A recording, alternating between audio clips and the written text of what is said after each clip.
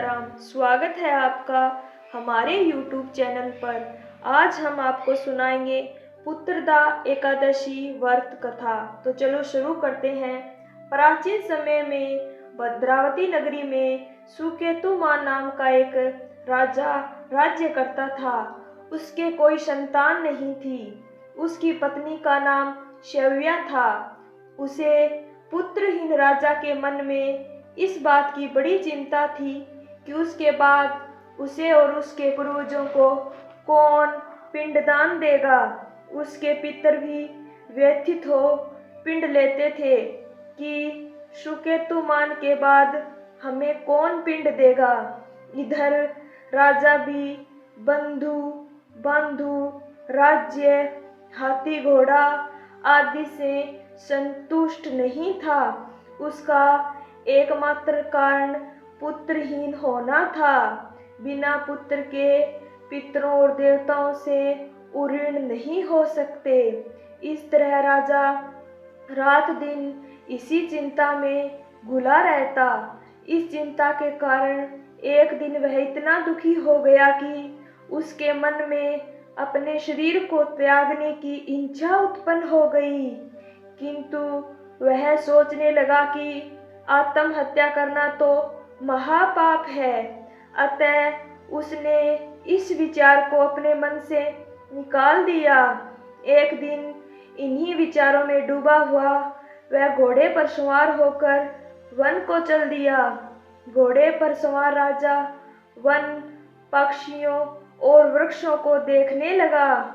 उसने वन में देखा कि मर्ग बाघ सिंह बंदर आदि विचरण कर रहे हैं। हाथी शिशुओं और हथनियों के बीच में विचर रहा है। उसे वन में राजा ने देखा कि कहीं तो सियार कर्कश शब्द निकाल रहे हैं और कहीं मोर अपने परिवार के साथ नाच रहे हैं। वन के दृश्यों को देखकर राजा और ज्यादा दुखी हो गया कि उसके पुत्र क्यों नहीं है। इसी सोच विचार में दोपहर हो गई।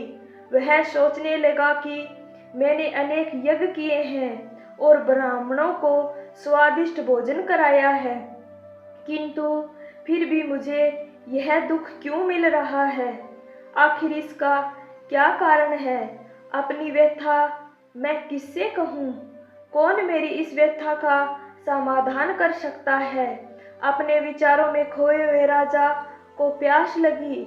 वह पानी की तलाश में आगे बढ़ा। कुछ दूर जाने पर उसे एक सरोवर मिला। उस सरोवर में कमल पुष्प खिले हुए थे। सारस हंस घड़ियाल आदि जल क्रीड़ा में मगन थे। सरोवर के चारों तरफ ऋषियों के आश्रम बने हुए थे। अचानक राजा के दाहिने अंग फड़कने लगे। इसे शुभ सगुन समझकर राजा मन में प्रसन्न होता हुआ घोड़े से नीचे उतरा और सरोवर के किनारे बैठे हुए ऋषियों को प्रणाम करके उनके सामने बैठ गया। ऋषिवर बोले, हे राजन, हम तुमसे अति प्रसन्न हैं। तुम्हारी जो इच्छा है हमसे कहो। राजा ने प्रश्न किया, हे विप्रो, आप कौन हैं और किस लिए यहाँ रह रहे हैं। ऋषि बोले, राजन, आज पुत्र की इच्छा करने वाले को श्रेष्ठ पुत्र प्रदान करने वाली पुत्रदा एकादशी है।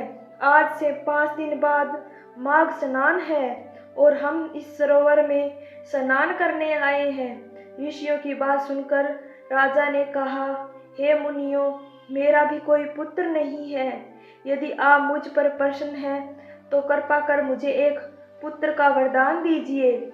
ऋषि बोले, हे राजन, आज पुत्रदा एकादशी है। आप इसका उपवास करें। भगवान श्री हरि की अनुकंपा से आपके घर अवश्य ही पुत्र प्राप्त होगा। राजा ने मुनि के वचनों के अनुसार उस दिन उपवास किया और द्वादशी को व्रत का पारण किया और ऋषियों को प्रणाम करके वापस अपनी नगरी आ गया। भगवान श्री हरि की कृपा से कुछ दिन बाद ही रानी ने गर्भ धारण किया और 9 माह के पश्चात उसके एक तेजस्वी पुत्र हुआ। यह राजकुमार बड़ा होने पर अत्यंत वीर, धनवान, यशस्वी और प्रजापालक बना। श्री कृष्ण ने कहा है, हे पांडुनंदन, पुत्र की प्राप्ति के लिए पुत्रदा एकादशी का उपवास करना चाहिए। पुत्र प्राप्ति के लिए इससे बढ़कर दूसरा कोई व्रत नहीं है। जो कोई व्यक्ति पुत्रदा एकादशी के महात्म्य को पढ़ता व श्रवण करता है तथा विद्या अनुसार इसका उपवास करता है, उसे सर्वगुण संपन्न पुत्र रत्न की प्राप्ति होती है। श्री हरि की अनुकंपा से वह मनुष्य मोक्ष को प्राप्त करता है। जय विष्णु भगवान की जय हो। आपको हमारी कथा कैसी लगी कमेंट बॉक्स में ज़रूर बताना, और हमारे चैनल पर नए हैं तो चैनल को सब्सक्राइब करना। धन्यवाद।